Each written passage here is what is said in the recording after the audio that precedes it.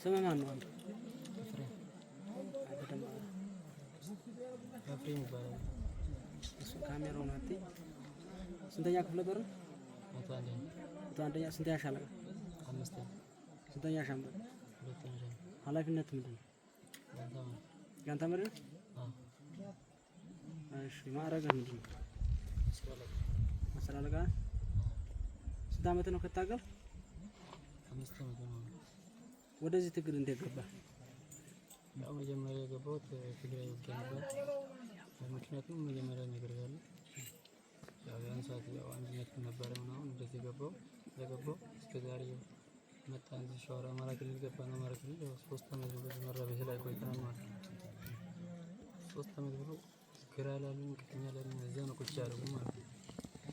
እኛ ደግሞ እዛ ቁጭ ብለን በቃ ሁሌ ቀይሩን እንላለን። ቀይሩን አልቻሉም። ወሬለምን ብዙ ቦታ እንጠይቀዋለን። ያው ሰው ከዳል በሚለው ወደዛ ይወስዱን ማለት ነው። ይከዳሉ ብለው ዘና የሚያገሯችሁ? አዎ።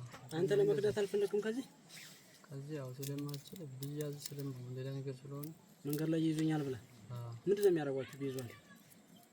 ያው እስረኛ ምናምን ነው የሚያደርጉኝ። ያው ልጅ ምናምን ነው ኖርማል እስረኛ ነው። ምንድን ነው ያደርጋሉ የሚሏችሁ? ፋኖን አሁን ምንድን ነው የሚሏችሁ እናንተ ሲነግሯችሁ? ያው ፋኖ እንደነገርኩት ቅድም ያው ዘራፊ ነው በቃ እንዴ ምናምን በሰፈሩ በቃ ህዝቡን ያጨናነቀ ምናምን እንደዛ ነው በቃ። እና ዞሮ አሁን እኔ በሁለት ቀን እና 3 ቀን ውስጥ ያየሁት ነገር የተለያየ ነው የሰማሁት ነው። ዞሮ ያው መሪያችን ናቸው፣ የኛ መሪ ናቸው። እነሱም ምንም እንሰማው። ስለዚህ እናንተ ጋርም እንደዛ ነው። እናንተ የምትነግሩት ይሰማሉ ባል እንደዛ ነበር ማለት ነው። ዘራፊዎች ናቸው፣ ህዝብ ያንገላታሉ ይሏችኋልኛ? አዎ በቃ እንደዛ በዚህ ያው ሰፈር ለሰፈር እየተፈለከ ብር የሚለቅ ምናምን ነው ይመስላችሁ እናንተ? ከህዝብ የሚቀበል ብር ምናምን እንደዚህ የተቀበለው ምናምን በቃ የሆነ ብር ምናምን እንደ ባንክ ምናምን ነገር ነው ይመስላችሁ። ወደ ራሳቸው ወደ ታጋው አካውንት የሚያከማች ለግል ጥቅሙ ለግል ፍላጎቱ ብቻ የተደራጀ ነው፣ ለህዝብ አይደለም ይሏችኋል። ምን ተረዳችሁ እናንተ? እኛ እንደዚህ ነው። አንድ ግራ የሆነች ትንሽ አማርኛ ካወራ ሌላ ነገር ነው በቃ። አንተ በቃ ዝም ብለሽ ብሎ መቀበል ነው እንጂ እዛ እስካለ ድረስ ጥያቄ መጠየቅ አትችልም። ጠይቄ የሆነ ያልሆነ ጥያቄ መጠየቅ የለብንም። ከጠየቅ በቃ አላይሽ ብሎ መቀበል እነሱ ያሉት ካልሆነ በቃ ሌላ ፖለቲካ ምናምን ነው የሚሆነው። በቃ ዘራው እንዲያለ ነው። ምንድን ነው አሁን አንተ የተረዳኸው? አሁን ፋኖን እንዴት አገኘው አንተ? ያው የሁለት ቀን ውስጥ ያው ተመትቻለሁ። ያው በተኛበት ነው አንሶኝ ደገፍ አድርጎኝ ይዞኝ ሄዱ። እኔ ተስፋ ቆርጬ ነበር በቃ ይጨርሱኛል ምናምን ብዬ ምንም ተስፋ አልነበረኝም ማለት ነው። እኔ በጣም ነው በቃ ያው ቃል የለኝም። እዛ ይዞ ሐኪም ቤት ምናምን ሰው ያደርሱኝ እዛ ያንከባከቡኝ። ትላንትና እዛ ሐኪም ቤት ስደርስ እናቴ ቤት እንዳለው ነው ቆጠርኩት ማለት ነው። እኔ እንኳን የሞት ችግር የለም። እኔ ለእናቴ ነው እናቴ ገመድ አንገት ላይ አድርጋ ነው የምትሞተው። ለዛ ብዬ እኔ ለእናቴ ነው እኔ ቢሞት ወንድ ልጅ ነኝ እሞታለሁ ብዬ ነው ገባሁት መጀመሪያ። ግን ተርፌ አሁን እዚህ ደርሻለሁ። ዞሮ ትላንትና ያተረፉት ያው እናንተ ናችሁ። የኛው ተመተው ምናምን ጥለው ወጥቷል የተወሰነ ብቻ ነው እዚህ በቀረው ሰዓት ያው እንዳገለው ብሎ አተርፎኛ ያው ያስወጣኝ አንድ ልጅ ነው። በጣም እዛ ያሉት ናቸው በቃ እንዳለ አጠቃላይ ማለት ነው። በጣም ነው የማመሰግናቸው። ዞሮ እስከዚህ ደርሻለሁ።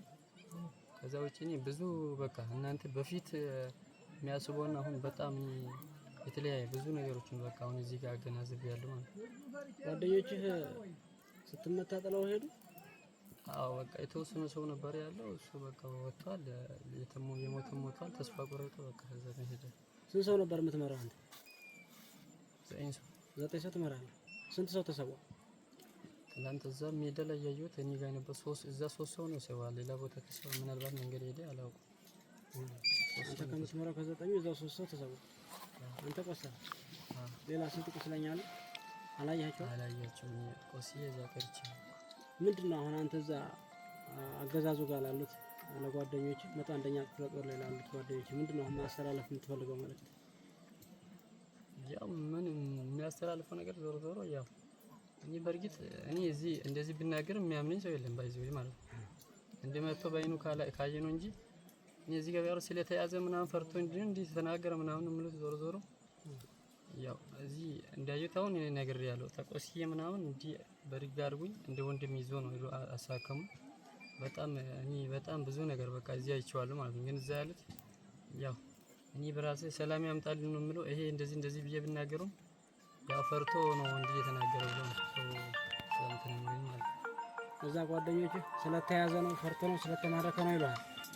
ግን ቢሉህም እንዲሰሙ የሚሰማ ካለ የምታስተላልፍላቸው መልእክት ስለሚያዩት ምንድነው ማስተላለፍ የምትፈልገው መልእክት የሚሰማ ካለ? ያው ባንስ ያው እዚህ ያለው ለምሳሌ እናንተ እየታገላችኋል ለአማራ ህዝብ ነው። ለአማራ ህዝብ ሁለተኛ ለኢትዮጵያ ሀገራችን በሰላም በቃ በትክክል እንዲመራ ምናምን በሚለው ነው። ዞሮ ዞሮ ያው እዛ ያለው ሰው ግማሹ የሚያወራው እነሱን ተው ይላል፣ ግማሹ ደግሞ በቃ እዛ ያለው በቃ ሌላ ነገር የሚያወራ ሰው የለም ማለት ባይዘው ማለት ነው። እኔ አሁን ለምሳሌ ውጡ እዛ ያሉት ውጡ ቢላችሁም ራሱ ወጡ ይወጣል። በየቀኑ ይወጣ ነው። አንድ የቀረ ሁሌ ደሞዝ በገባ ቁጥር 2-3 ሰው ይወጣል። ያው አማራጭ ምናምን እየጠበቀ ነው እንጂ ይወጣ ያለው ያው ያውቃሉ። አሁን ከዚህ ከተናገርኩት አንፃር ስለሚሰሙ ያው ምን አይነት እንክብካቤ እንዳለው ምናምን ስለሚያውቁ ሊወጡ ይችላል። በቃ ይሄ ነው ያለኝ። ምናልባት ከነሱ የተሻለ ሀሳብ እንትን ካለ ከነሱ ተቀበል ይችላል። ደሞዝ ባይከፈላችሁ ትታገላለ ለሀገር? ደሞዝም ምንም ይሁን እኔ ምናልባት እዚህ ምናምን ለደሞዝ ብዬ አይደለም የቆየሁት ማለት ነው። ደሞዝ አንደኛ እኔ እናቴ በጣም ደካማ ናት፣ ታማሚ ናት ማለት ነው። አባቴ ብዮት የለም። አንድ ልጅ በህይወት አታል አንድ ታላቅ ወንድም ብቻ አለች ማለት ነው። አንድ ትግራይ ውጊያ ሞተ። እኛ ታላቃችን ብቻ እናቴ ጋር ነው ያለው ማለት ነው።